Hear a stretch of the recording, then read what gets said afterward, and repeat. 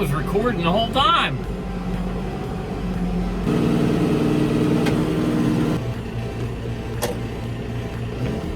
My remote won't work. I don't know why. Remote doesn't work.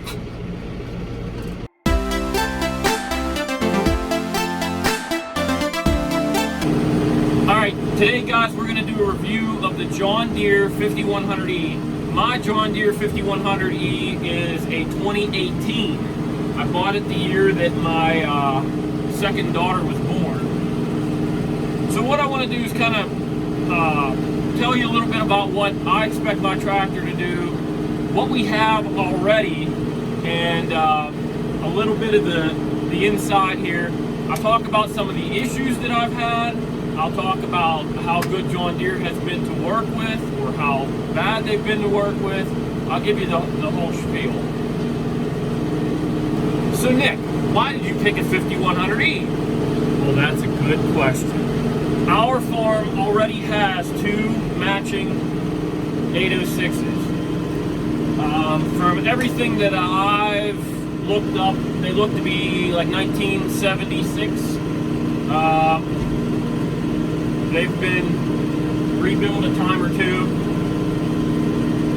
And I wanted to find a four-wheel drive tractor. Four-wheel drive was my number one thing that I was looking for. The 806s are roughly, I think, 115 horsepower, and they're naturally aspirated. I was looking in that 100 horsepower range. I wanted to make sure whatever I got would be able to do similar things to those tractors. They're pretty, obviously they're pretty old. They've been our primary tractors on my wife's family's farm for many years. I wanted to make sure that things like mowing hay wouldn't be an issue at all. So we do have some hills compared to anybody that would watch this from the Midwest. We have a lot of hills, but we do have some hills on the farm. I can show you that now.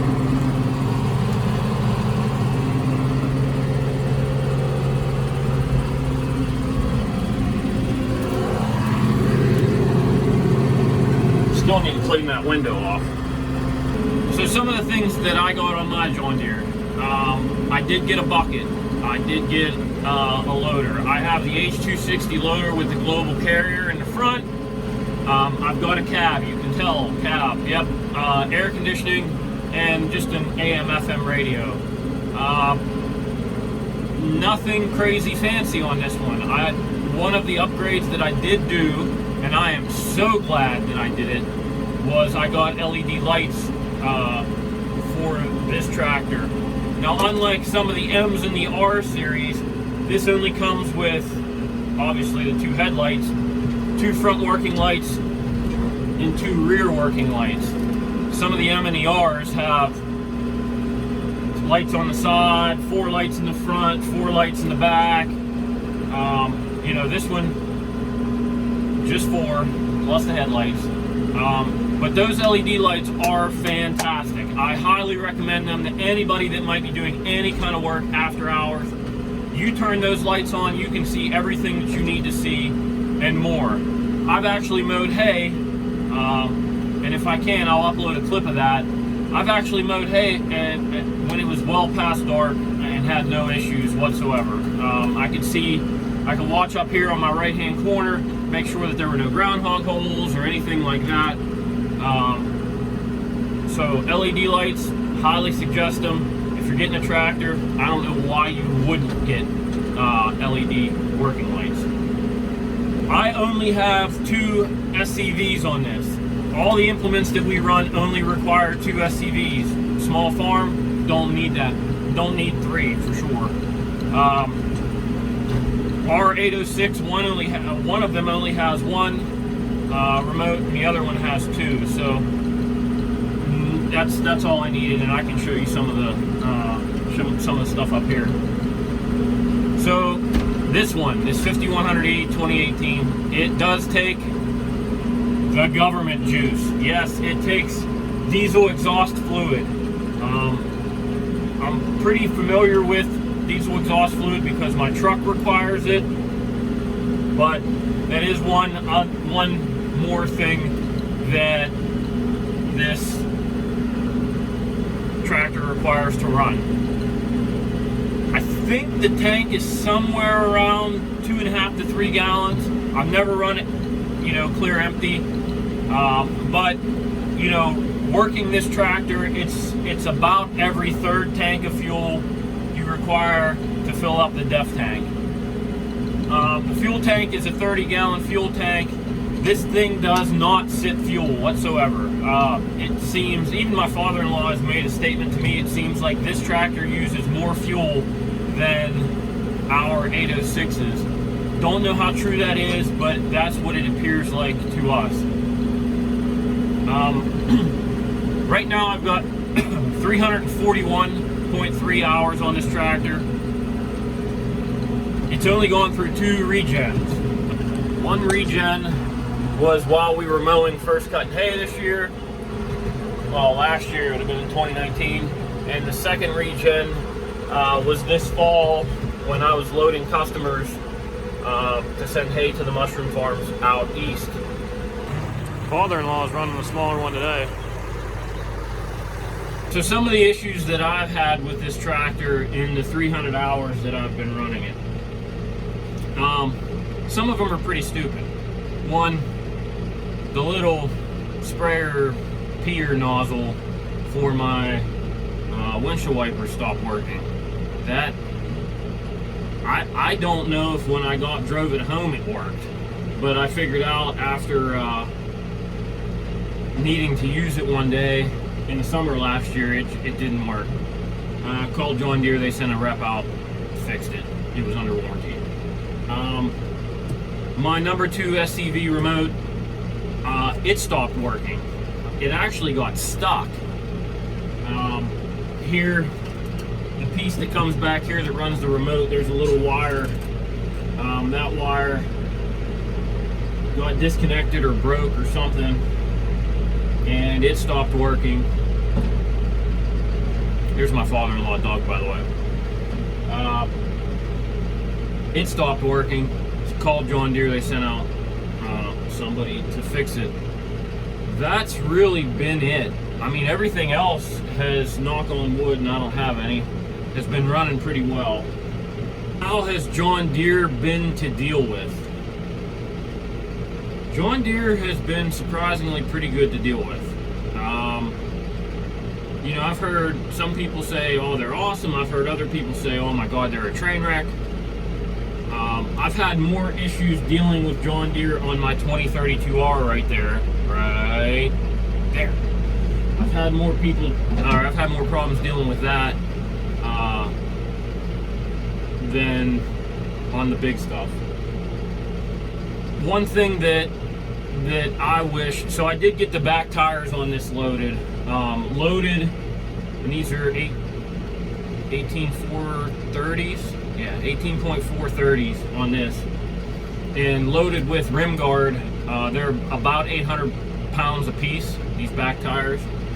Obviously I got the cab. The one thing that I do wish a little bit, that this tractor was a bit more heavy. Our 806s are heavier than this,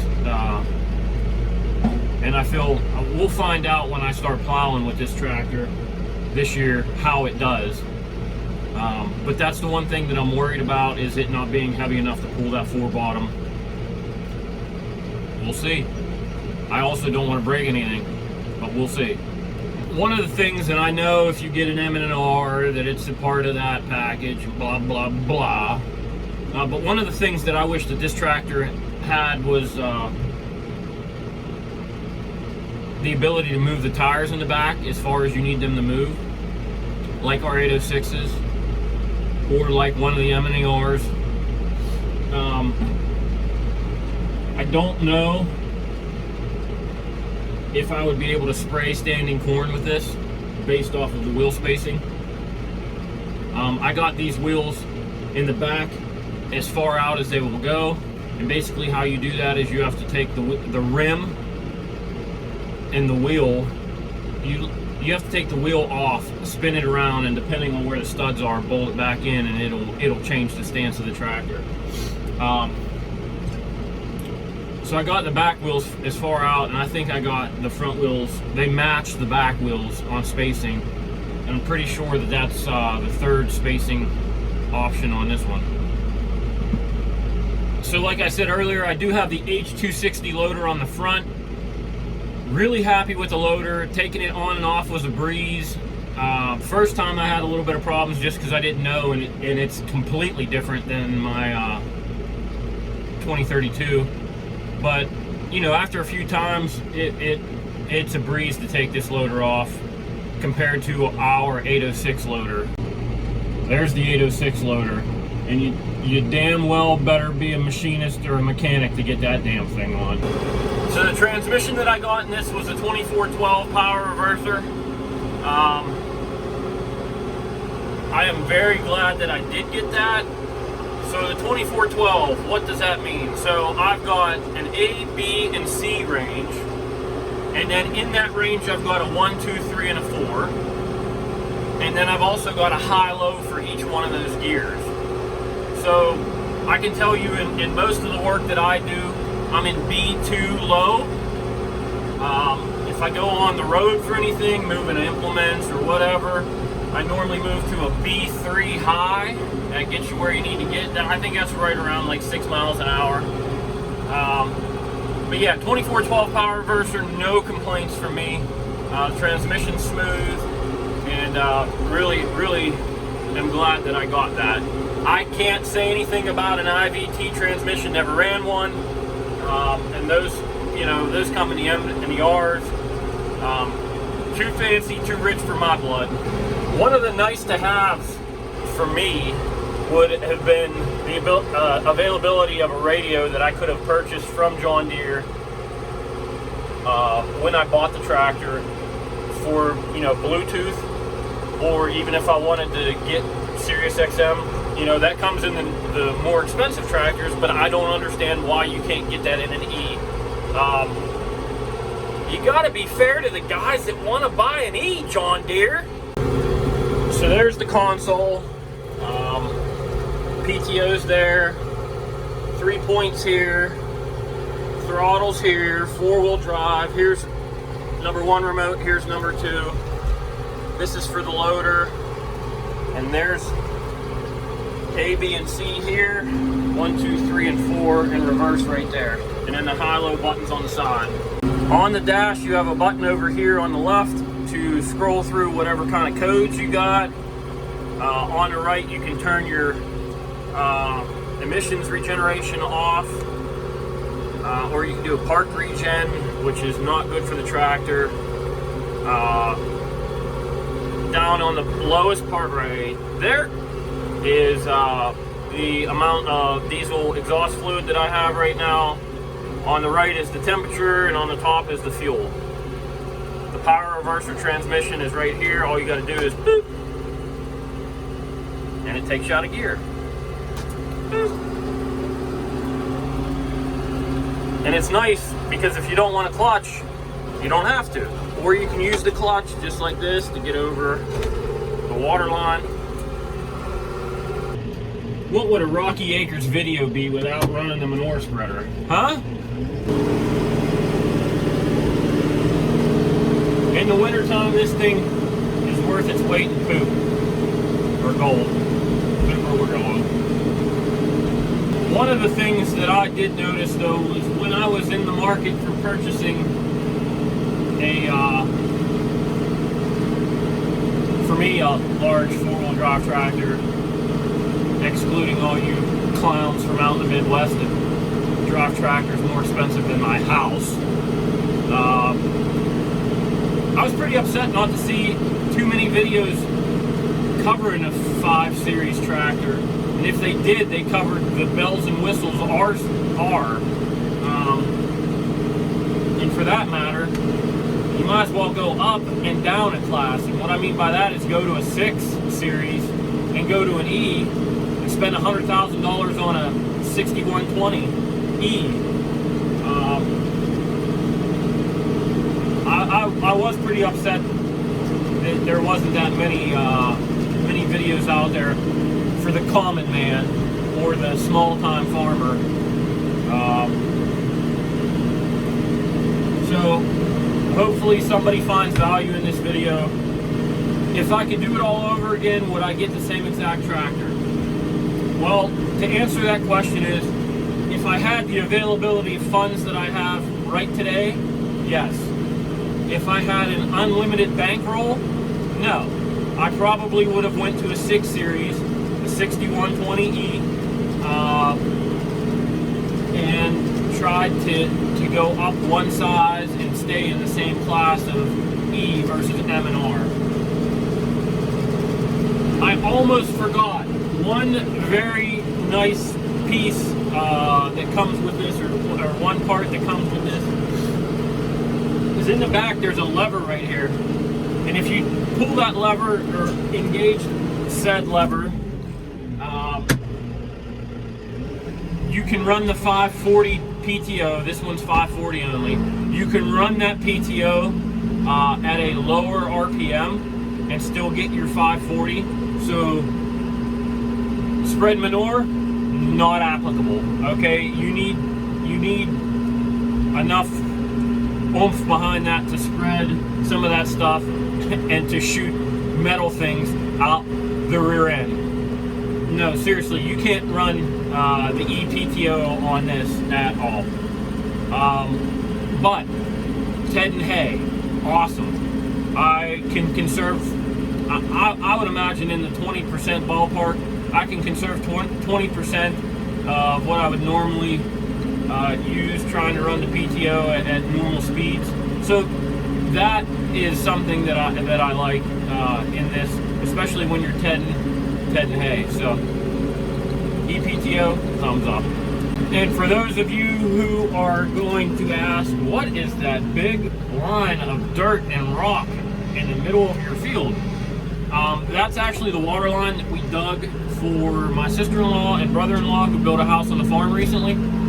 We had to tie in at the other end of the farm, and we ended up digging I think it was 1,850 feet water, 1,850 foot water line to tie them in. So yeah, we're gonna work on that. That's probably gonna be a video somewhere down the line.